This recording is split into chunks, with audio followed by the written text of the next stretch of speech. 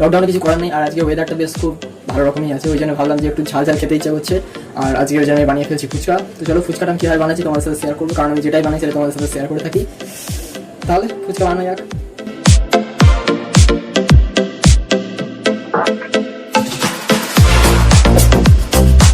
আলুটার মধ্যে আমি দিয়ে দিয়েছি ভাজা পেঁয়াজ, আলু সেদ্ধ আর অল্প কিছু মশলা, আর এই যে একটা লেবু আছে, লেবুটা আমি অল্প তেঁতুল জলের মধ্যে দিয়েছি আর অল্প এর মধ্যে দিয়ে দিচ্ছি।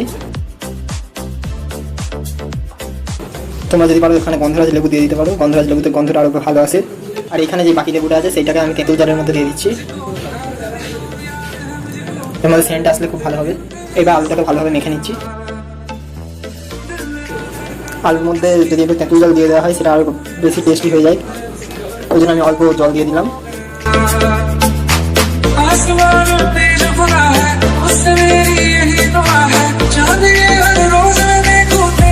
তো বন্ধুরা তোমরা দেখতে পাচ্ছ এখানে আমার হোমমেড ফুচকা রেডি হয়ে গেছে অলরেডি। তো এটাকে আমার টেস্ট করার পালা, টেস্ট করে তোমাদের সাথে শেয়ার করবো। যদি এটা নিজে করেছি অবশ্যই ভালো হওয়ারই কথা।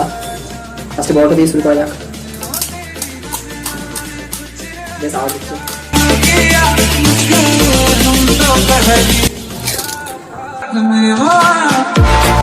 মুখে পুরো একটা আলাদা টেস্ট হয়ে গেল, আলাদা একটা সাউন্ড কানে আসছে। এত সুন্দর এটা লুকটা এসছে, মানে সত্যি।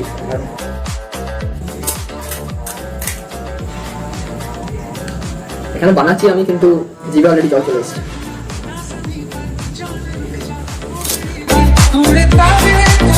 তেঁতুল জলটা খুব সুন্দর হয়ে গেছে, কিন্তু আমার সব থেকে যেটা বেশি ভালো লাগছে আলুটা, এটা একদম মনের মতন হয়েছে, কারণ আলুটা মা করেছে আর তেঁতুল জলটা আমি করেছি। কিন্তু প্রশ্ন হচ্ছে এবার জল দিয়ে খাবো না, এবার আমি একটু বিট নুন দিয়ে খাবো, দেখা যায় এটা টেস্ট কেমন হয়।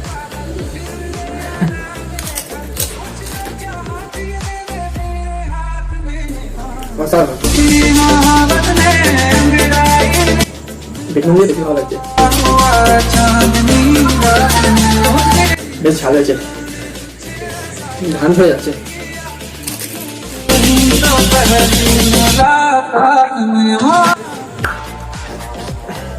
এই দুধটা দারুণ খেতে হয়েছে।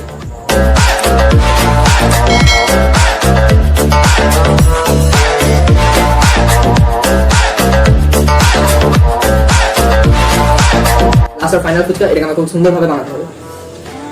কিছুটা আলু দিলাম, ভালোবেসে আরেকটু আলু দিলাম, মন থেকে বিট নুন দিলাম, ভালোবেসে আরেকটু দিলাম,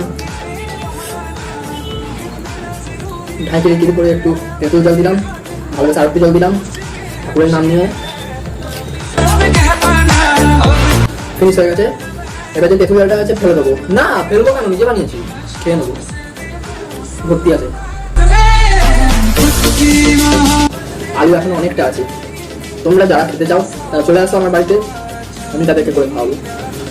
তোমরা কেমন লাগলো তোমাদের এই ভিডিওটা? যদি তোমাদের ভালো লাগে অবশ্যই ভিডিওটাকে লাইক আর কমেন্ট করে পাশে থাকবে, যাতে এরকম ভিডিও তোমার সাথে প্রতিনিয়ত ছেড়ে থাকতে পারি, এরকম খাওয়ার ভিডিও তোমার সাথে প্রতিনিয়ত ছেড়ে থাকতে পারি।